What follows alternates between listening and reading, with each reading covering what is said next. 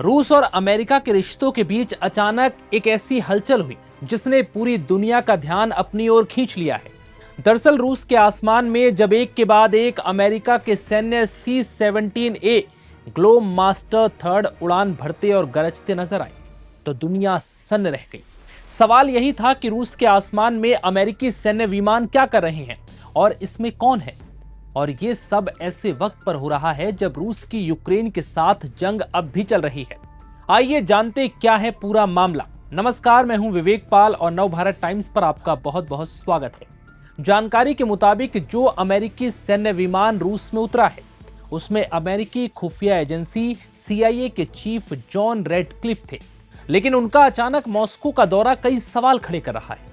दरअसल CIA को Moscow तक पहुंचाने का प्लान इतना सीक्रेट था कि किसी को भनक तक नहीं लगी और अचानक रूस के आसमान में सीधे अमेरिका के सैन्य विमान के दहाड़ने की आवाज सुनी गई। जानकारी के मुताबिक जिस अमेरिकी सैन्य विमान C-17A ग्लोब मास्टर थर्ड विमान सीधे अमेरिका से रूस नहीं पहुंचा, बल्कि इस विमान ने अमेरिका से उड़ान भरने के बाद पहले लात्विया की राजधानी रीगा में लैंड किया और उसके बाद सीधे 25 अगस्त की सुबह मॉस्को के वनुकोवा एयरपोर्ट पहुंचा। इस यात्रा का ना कोई सार्वजनिक ऐलान किया गया, ना यात्रा का कोई आधिकारिक एजेंडा था और ना ही यह बताया गया कि CIA के चीफ जॉन रेडक्लिफ किससे मिलने जा रहे हैं। इस दौरे को इसलिए भी बेहद अहम माना जा रहा है क्योंकि नवंबर 2021 में CIA के तत्कालीन प्रमुख विलियम बर्न्स की पुतिन से मुलाकात के बाद पहली बार किसी अमेरिकी खुफिया प्रमुख के मॉस्को जाने की खबर सामने आई। उस मुलाकात के करीब 3 महीने बाद रूस ने यूक्रेन पर हमला शुरू कर दिया था। तो सवाल यह है कि अब CIA चीफ को मॉस्को क्यों भेजा गया। 25 अगस्त को अमेरिकी खुफिया एजेंसी CIA के प्रमुख जॉन रेडक्लिफ के पहुंचने की खबर सामने आई। अमेरिकी मीडिया रिपोर्ट्स के मुताबिक रेडक्लिफ रूसी अधिकारियों के साथ बैठक के लिए रूस पहुंचे थे। यह यात्रा इतनी सीक्रेट थी कि अमेरिका की तरफ से पहले कोई सार्वजनिक घोषणा नहीं की गई। CIA ने भी इस यात्रा के एजेंडे पर टिप्पणी करने से इनकार कर दिया। रूसी क्रेमलिन ने भी इस बारे में किसी निर्धारित अमेरिकी रूसी बैठक की जानकारी होने से इनकार किया। हालांकि मॉस्को ने CIA चीफ किससे मिले और क्या बातचीत की, इस पर भी चुप्पी बनाए रखी। लेकिन रेडक्लिफ की यात्रा की एक दिलचस्प बात सामने आई। रिपोर्ट्स के मुताबिक उनका मॉस्को प्रवास बहुत छोटा था, करीब 4 घंटे का। इतने कम समय में CIA प्रमुख का रूस जाना और फिर वापस लौटना, ये संकेत देता है कि यात्रा किसी सामान्य राजनयिक कार्यक्रम के बजाय किसी बेहद सीमित और संवेदनशील बातचीत से जुड़ी हो सकती है। तो क्या यूक्रेन को लेकर कोई बड़ा संदेश देने की तैयारी थी? ये यात्रा ऐसे समय में हो रही है जब रूस और यूक्रेन के बीच युद्ध समाप्त करने के लिए चल रही बातचीत ठप पड़ी है। रॉयटर्स के मुताबिक एक सूत्र ने इस यात्रा को अमेरिकी अनुरोध से जोड़ा है, जिसमें यूक्रेन से कहा गया था कि रेडक्लिफ की यात्रा के दौरान उत्तरी रूस, खासकर मॉस्को और सेंट पीटर्सबर्ग के खिलाफ हवाई हमले न किए जाए। अगर ये रिपोर्ट सही है तो इसका मतलब हो सकता है कि अमेरिका इस यात्रा के दौरान रूस के साथ कोई संवेदनशील बातचीत कर रहा था और नहीं चाहता था कि उसी दौरान कोई बड़ा सैन्य हमला स्थिति को बिगाड़ दे।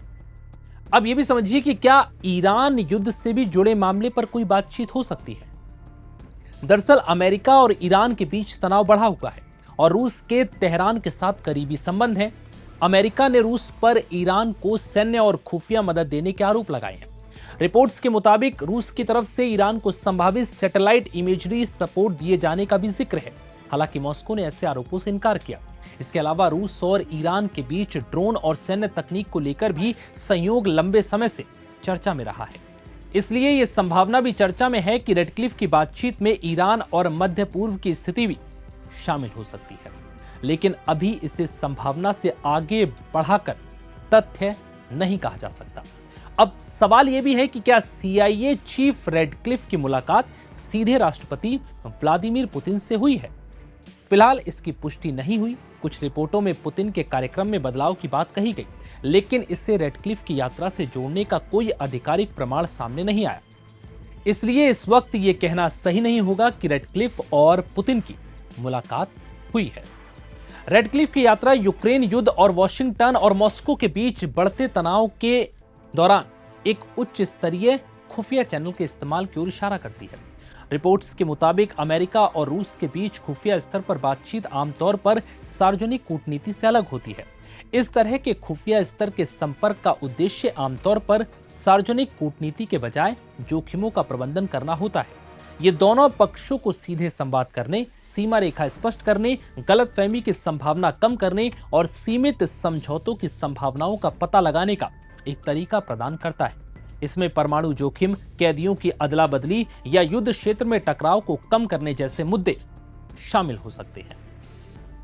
अब यह भी समझ लीजिए कि इस विमान की खासियत आखिर क्या है जिससे CIA के प्रमुख मॉस्को पहुंचे। C-17 ग्लोबमास्टर 3 अमेरिकी वायुसेना का भारी सैन्य परिवहन विमान है। इसका इस्तेमाल सैनिकों, सैन्य उपकरणों और संवेदनशील मिशनों में किया जाता है। यही वजह है कि मॉस्को जैसे संवेदनशील शहर में इसका उतरना सामान्य कमर्शियल फ्लाइट की तरह नहीं देखा गया। लेकिन यहां एक जरूरी बात, विमान में क्या था, कितने लोग थे और उसका वास्तविक मिशन क्या था, इसकी आधिकारिक जानकारी सामने नहीं आई है। लेकिन इन सब के बीच कई मुद्दों को लेकर कयास लगाए जा रहे हैं कि अमेरिका रूस के साथ कोई बड़ी बातचीत कर रहा है, जिसका दुनिया भर में वक्त आने पर एक बड़ा खुलासा देखने को मिल सकता है। इनमें कई सारे मुद्दे हैं, लेकिन आखिर इस 4 घंटे की बातचीत में किन मुद्दों को सर्वोपरि रखा गया, यह आने वाला वक्त बताएगा। फिलहाल इस वीडियो में